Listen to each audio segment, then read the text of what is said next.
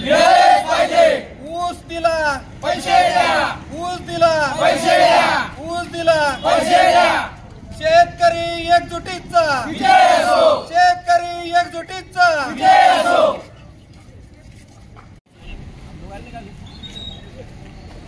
साहेब इकडे या ना। या नाही साहेब बसलो काय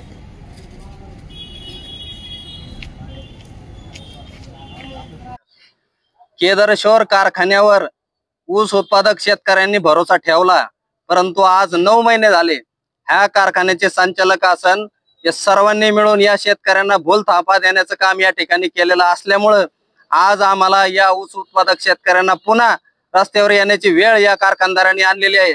आणि आता जर हे कारखाने वटणीवर नाही आले तरी आम्ही आज त्यांना सोडणार नाही, या कारखान्याचं नेपाळ झाल्याशिवाय राहणार नाही, एवढंच या कारखान्याला इशारा देतो। दिवसेंदिवस केदारेश्वर कारखान्याचे जे आंदोलन आहे तुम्ही हाती घेतलेले हे वास्तविक पाहता याला संचालक मंडळ जबाबदार आहे। या कारखान्याने सातत्याने या शेतकऱ्यांची दिशाभूल केली आणि आज आम्ही दिशाभूल होऊन देणार नाही। या ठिकाणी तहसीलदार असतील, त्या कारखान्याचे संचालक असतील, यांना आता आम्ही सोडणार नाही, एवढंच या ठिकाणी इशारा देतो।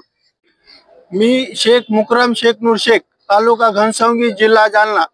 आणि आम्हाला केदारेश्वरनी जे तर मला पहिलं कामाला लावलं तिथं आणि त्याच्यानंतर आमच्या गावात मी कमीत कमी 400 टन ऊस त्यांना दिलाय, पण ते म्हणले की 5 दिवसात 6 दिवसात बिल देऊ, पण तरी त्यांनी काही पैसे दिलेले नाही।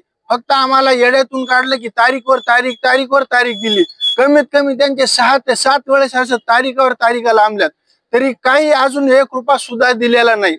जे शेतकऱ्यांचे मी स्वतः त्यांना ऊस दिला ते शेतकरी माझ्या घरी येऊन बसायला लागले, मला जे नाही ते बोलायला लागले। आज मी काय करू हे मला समजा।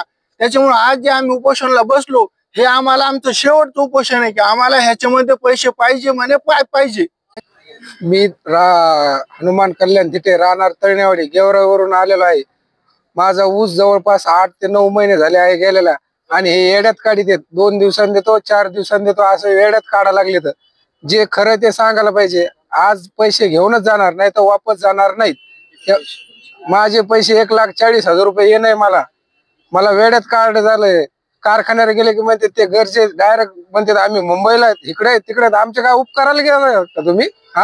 ऊस दिलाय आम्हाला पैसे पाहिजे, पहिलं सांगायचं ना, कारखान्यावर बोर्ड लावायचा की तुम्हाला 10 महिन्याने पैसे भेटत आहेत। आम्ही घातला असता नाही तर बाजार टाकला असता। एवढी दादा काय तुम्हाला पैसे भेटतील असं पत्र दिलेलं आहे, तुमचे पैसे आता ट्रान्सफर बँकेतून फक्त आता ते 150 कोटी येतं। 150 कोटी आपल्याला साधं मोटरसायकलला लोन घ्यायचं म्हणलं तर 10 करावं लागते बँकेत, हे पण तुम्ही विचार करा।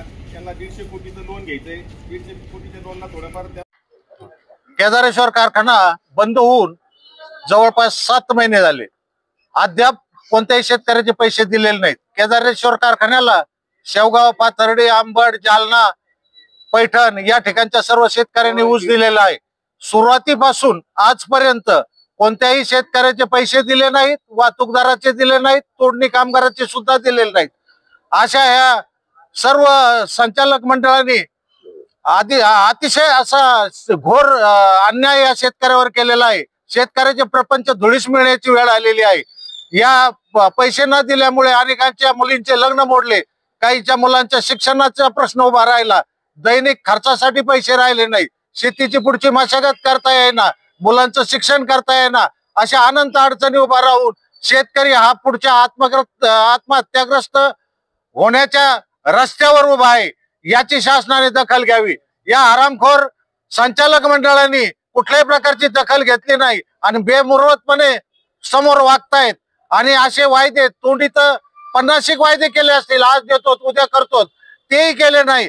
तहसीलदारच्या माध्यमातून 3 पत्र दिले गेले आंदोलन केल्यानंतर का 4 दिवसांनी जाणार आहेत, तुम्ही थांबलोत, 5 तारखेला देणार आहेत, थांबलोत, 12 तारखेला देणार आहेत, थांबलोत। 12ची आज 16 तारीख आली, अद्यापही पैसे कारखान्याने दिलेले नाहीत। तरी शेतकऱ्याचे सर्व पैसे 15% व्याजासहित पूर्णपणे शेतकऱ्याला दिल्याशिवाय या ठिकाणाहून हलत सगळे याद्या फिर्या सुद्धा तयार आहेत। मी एमडी साहेब स्वतः बोललोय की यांच्या अकाउंटवर पैसे आले का, लईतल्या अर्ध्या तासात कॉम्प्युटर लगे खटखट तुमची याद्या सहित तयार आहेत सगळ्या त्यांच्याकडे। नाही, दरवर्षीचं नाही मला माहिती. मी आता जी बोललो, मला जी माहिती दिली